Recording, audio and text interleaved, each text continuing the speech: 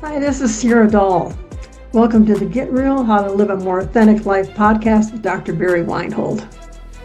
Dr. Barry is living proof that it's possible to overcome a traumatic childhood and move forward and have a successful, happy, and self-aware life. As a result of his experiences, he has devoted the past 45 years as a therapist, university professor, and author of over 80 books to develop cutting-edge approaches that can show you how to achieve the life that you want. We'd like to hear from you. So send us your stories and your questions, and Dr. Barry may feature you on a future podcast. If you subscribe to the podcast, you'll receive a free self-assessment tool that will help you evaluate how you might be able to move your life forward more effectively. Now here's Dr. Barry. So Dr. Barry, I see that we have a guest today, Robert Scheidler. Would you like to tell us more about him? Well, I've known Robert for quite a long time now, and we've gone through a number of different cycles of doing things together and working together. He was a client at one point, and then we worked on some projects together, and we've been sort of friends, and we don't get enough time together, but when we do, we have these long conversations that go on and on and on, and we try to solve all the problems of the world when we get together. So, but usually we leave a few for others to. So, Robert, tell us a little bit about your experiences of how you've handled the triggers that happen in your life about how things from your past come to the present and how you handle that. Yeah, triggers, issues from the past. My theory is that there's an emotion that goes with it, and they're too frightening at the time to fully experience the emotion. And then that gets stored in our bodies, I think. That's what I understand. So that even massage can sometimes trigger it. And what I've learned is that if I can separate I first become aware of the trigger, and then if I can separate the story, because if you go through the story again, you might re-trigger yourself or traumatize yourself. But if you can separate the emotion from the story, and often it's around helplessness or something like that. If you can fully feel that sense of helplessness or despair or anger or whatever it is that's so frightening that you didn't want to face it, then you have a chance to redo the story itself and see it differently. So, yeah, I think what you're saying is really important. It's not the event that triggers so much as the feelings about the event. Yes. How do you handle it when you first start getting triggered about something? What do you do? Can I give you an example? Yeah. Sure. Not too long ago, maybe less than a year ago, I was in Tennessee or Kentucky, I forget which, and it was raining, and I was with my wife, and it was a rainstorm. I had to kind of follow the lights in front of me, that sort of thing. Some guy pulled up alongside me, and he made me go off onto the short shoulder of the road.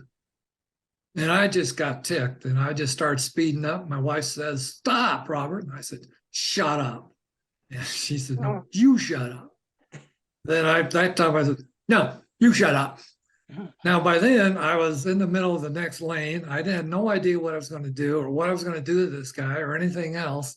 And so it was over by the third, shut up. I mean, when she told me to shut up, then I told her, I was really angry to tell her to shut up. And then she told me to shut up. It was over. But I'll get to what happened. It's only the start of the story. The rest of the story is more interesting. So I got up to him and I waved to him. I mean, he waved to me and I waved back, and I just went on. And, I realized he knew what he did. So, hey, guys got to carry guns in that part of the country. So what am I going to do? What happened is the next day, I thought about that, and I decided to let go of the story, and I I just got in touch with that feeling I had when I was on the side of the road, my life was in danger, and that feeling, and I had that trigger. And when I followed it to a certain depth, I realized I was feeling helpless. That's one thing I've hated all my life, is to feel helpless. That's really interesting that you recognize that. I hadn't thought about helplessness as part of being triggered, but yes, you're right. Yes. And I'm finding more and more that that's a common theme in our countries, that helplessness or being trapped. And that's just a real trigger. So oh, by the way, as an anecdote, about 20 minutes before that incident, a guy drove by me, passed me, and he gave me the finger as he went Oh, by no. in the rain. So I'm wondering later, I wonder if I had cut him off and didn't know it. Interesting, yes. Anyway, that's to the side. So a day or so later, I was going down, road, and my wife was in front of me and getting ready to turn, and I was coming up, and this woman went across 4 lanes of Yeah. road right in front of me. I had to slam on my brakes and everything. I didn't have the anger. I could see that she saw me. I just went by.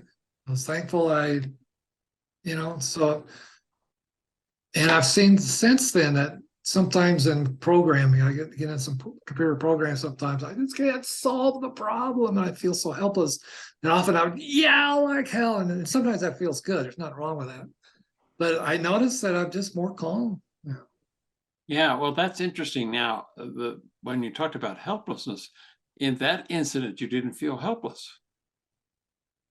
Well, it kind of did, but I just didn't get the emotion going. Yeah. Okay, it didn't It could be, I think you're bringing up, it could be different because it happened so fast. I mean, I wasn't pushed off the side of the road. It happened so fast and it was over so fast. So yeah, it may not be a good comparison. But I think most people get triggered when somebody does something egregious in traffic. You get really annoyed and angry at it, So Yeah. why do you think that is, Barry, Dr. Barry? Why do people, well, again, it can be a lot of things. I mean, when people are behind the wheel, they want to be in control. And then something happens that triggers them and they realize they're helpless, they're not in control. And that scares them. And then they then have to sort of either find a way to calm that feeling down. And as I said, sometimes people will project it on others. There's probably an element of fear involved in that too, of fear Absolutely. of your life, actually, or having caused you an accident of some sort by their carelessness. So maybe it's a combination of emotions.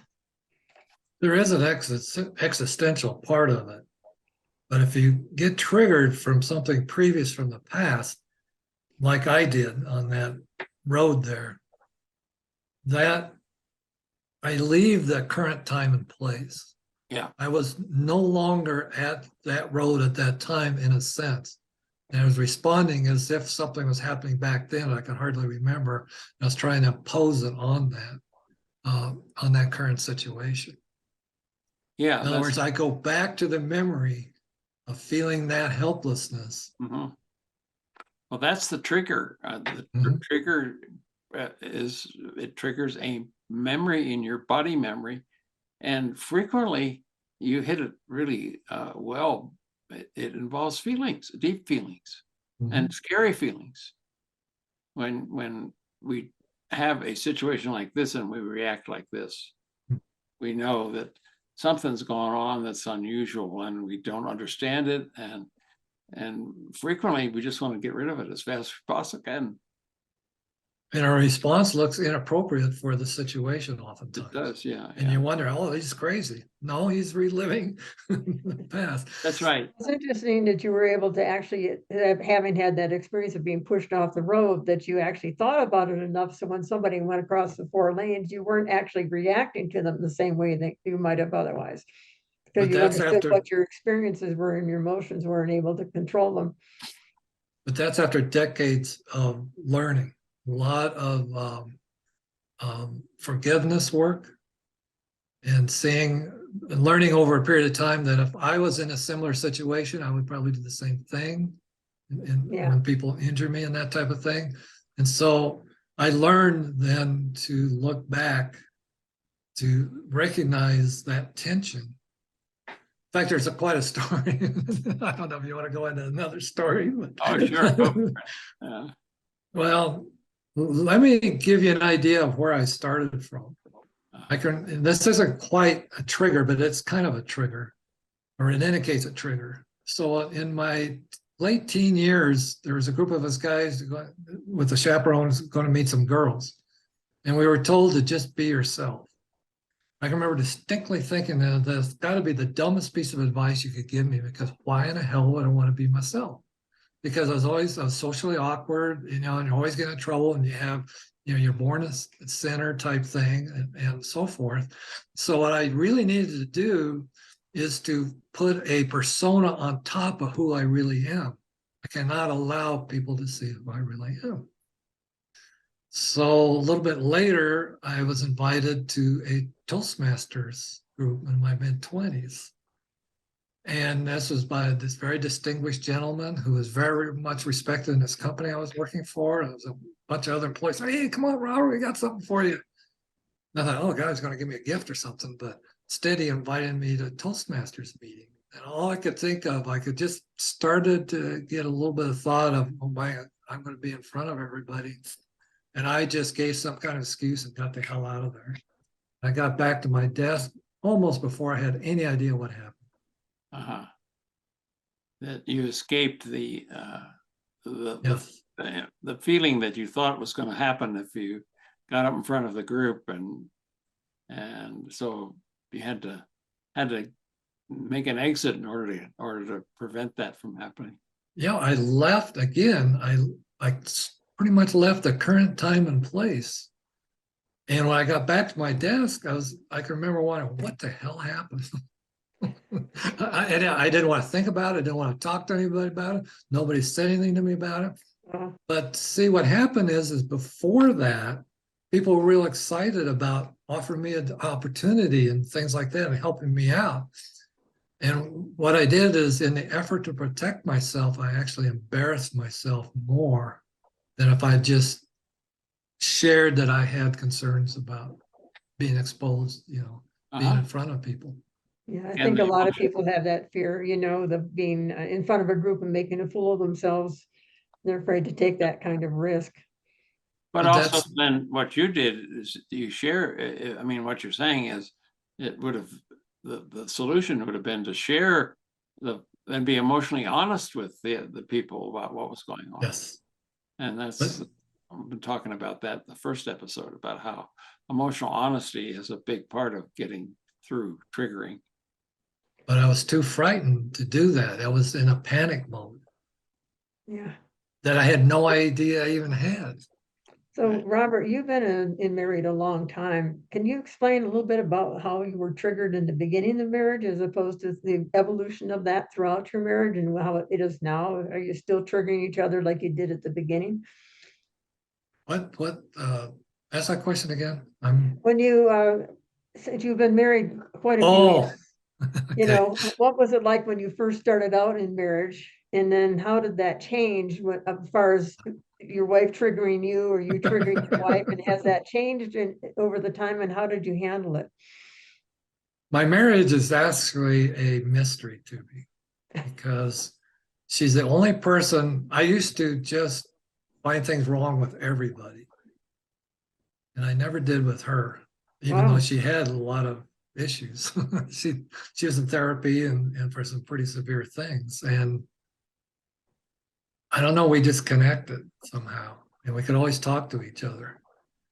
But there was early in our career, or our marriage, we were at it was actually at La Foret outside of Colorado Springs. It was a retreat, and we had some foster client, in fact. I guess I'm not supposed to name names, but he had a group of therapists there, and we were doing working on ourselves. And there was this one woman one therapist really impressed Joanne. She says, I'm going to go work with her. I immediately, out of reaction, says, I'm going to go work with her too. I didn't realize till later when I looked back at it that I was real insecure. I'll get to that in a second, but I knew that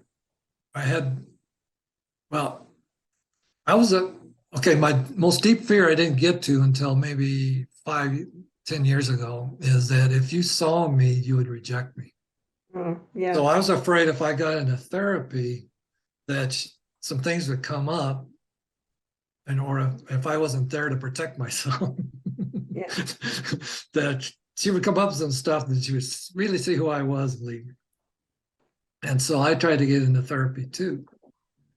And a little bit later, I got, around therapists and stuff like that. Hey, I could do that. And the purpose of it, I actually tried to get a master's of psychology with the idea of perfecting my persona, whole self.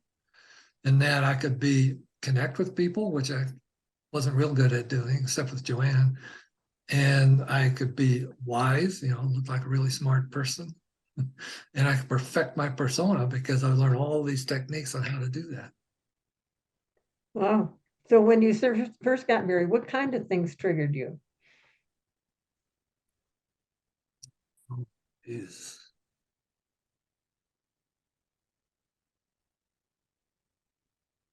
well, anything that would expose me that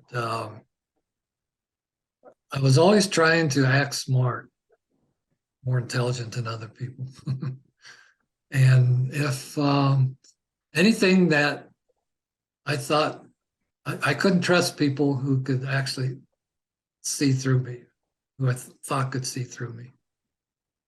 So anybody that I thought could see through me or indicated they could see through me, that scared me. In fact, I would try to kind of talk to people a little bit to find out how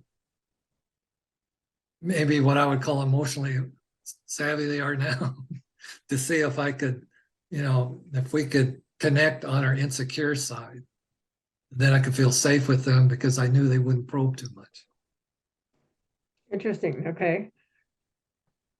However, Joanna and I ended up getting it all. I spent time with Virginia Satir, and she was in therapy, and probably the lifesaver is the fact she was in therapy and she got me into therapy, even though I got in for the wrong reasons. I don't know if I'm answering your question, but it's an Well, not interesting. exactly, but it was an interesting conversation anyhow. Yeah, right. Yeah. So So what kind of things does she do that trigger you right now? I mean, or in your relationship, and how do you handle that when something triggers you between the two of you? sometimes she interrupts me, and I used to interrupt her too, but I'm catching it more now, and so I just know she does it, and I can tell her, I can say something, and she'll stop and respond. And what I figured out is that sometimes I go on too long, get too deep, and she's kind of heard it before. She kind of wants to go to sleep and stuff. But instead of trying to make her perfect and myself perfect, I try to just admit that, I've got this tendency, and I know that when I do have that tendency, it's going to impact her in a certain way. And so the idea is over time to try to lessen it rather than doing it right away. This is bad, you quit that. No, let's work on it. And so I give her permission to point it out because it's helpful. And then I give her room to be upset for a few minutes. And then after a minute, she comes back and she's fine. So it's amazing if we allow each other to kind of be each other. It just opens up the world. It's just really amazing. Yeah, that's probably a good advice to people in our audience to think about when they get triggered. It's an opportunity. Yes. It sounds like you've learned to accept other people More and Things are more. their errors and their mistakes and not being perfect. And maybe that has a lot to do with you accepting yourself for not being perfect, and it's okay. Yeah, it They took don't me, trigger you that much anymore. I kind of say it took me all these decades to, reach a certain level of forgiveness. So why can't other people have at least as long? You know, why can't I have the same amount of time or Uh-huh. even So Dr. longer? Berry, what do you think about all this? Well, Robert, you represent somebody who thinks very clearly about a lot of this, and I'm really glad we had you on to talk about your story a little bit. And I hope people in the audience identified with, particularly if they're married, and the kind of things that go on with their spouse, and also your example of the road rage incident. That was a good one, because a lot of people have experienced that one as well. So appreciate those stories. And then the self-protective mechanism, because that's really what people do when they get triggered. They go into a self-protective mode, and then they don't learn the lessons that need to be learned from the triggering experience. One thing I would say is that becoming real, working through forgiveness and working through the triggers. If you're someone like me that was so far removed in a lot of ways from connections, in a lot of ways, that experience of coming out of that it's beyond explanation. All the way from extra energy, even for normal routine tasks. I have about 30 of changes that I've noticed in myself, and they relate to like less anxiety, better relationships, better thinking and decision making, more openness. And when you improve in one of these areas, they improve in all of them. So you get the whole package. And it's, even if it's the last day of your life, it's worth it, is what I would say, to spend the time to do it. It seems like you're going up against it, going up against it. Sometimes I felt like I'm so damn tired of being wrong, of going in the wrong direction. But there comes a point when life just has so much more meaning, and it's beyond description. Wow, that's profound, Robert. Thank you. Yes, it really is. Well, listen, we're about out of time for today, and appreciate you coming and being willing to be as open as you've been with your story, and how you've dealt with triggers in your life. I think I'm hoping that there were bits and pieces of your story that other people in the audience would identify with. I hope so too. It's fun talking to you guys. Yeah, yeah, same here. I enjoy, as I said, when we get on the phone, sometimes it goes on and on and on for an hour or so, and we say, well, gee, we've learned a little bit more about each other, and as a result of our conversation. So, well, it seems like you've seriously overcome your shyness, Robert. Yes. I was at a Toastmasters meeting the other day, and I was surprised at how loud I was talking into that room. Usually I have a very quiet voice. And there was just something about just being open. And Yes. I forget. But anyway, that group just gives me permission to make mistakes. Yes. And they just support me and so forth. It just feels so good. So it took me 50 years to finally make it to my first Toastmasters meeting, by the way. oh, wow, that's the Really? Oh my gosh. Oh, that's so cool that you went. and now you're an expert on Toastmasters. You've No. participated in contests and all kinds of things. I mean, No. you're moving yourself out into be, able to speak in front of people, Yes. and Yes. not have this old fear that somehow that they're going to reject you if they see you, and you've gone past that very clearly. Yeah, I'm not an expert by any means, but folks do appreciate what I have to say, and they, it's still connected. You don't have to be perfect in your speaking, like to, be a Toastmaster or something like that, but or host it, but just to talk to people, it makes a difference. Sure. Okay, well, I think we'll end the interview for now. We've covered a lot of ground and we're about out of time. So Sierra. Dr. Berry, what do you have for us next time? Well, next time I'm going to dig in deeper into my newest book. And I'm going to show people how to increase their psychological intelligence through the book, particularly. But I'll talk about that in general, what psychological intelligence is, why it's important to be more intelligent about your own psychology and your personal story. So I'll be anxious to share what I have learned about that, what's in the book that might help people. Okay. Well, thanks so much, Robert. That was such an Welcome. interesting conversation. Thanks for coming in. You're welcome. I guess Right. we'll see you all next time then. Right. Yes. Look forward to seeing you soon. Right. Bye-bye. Bye-bye.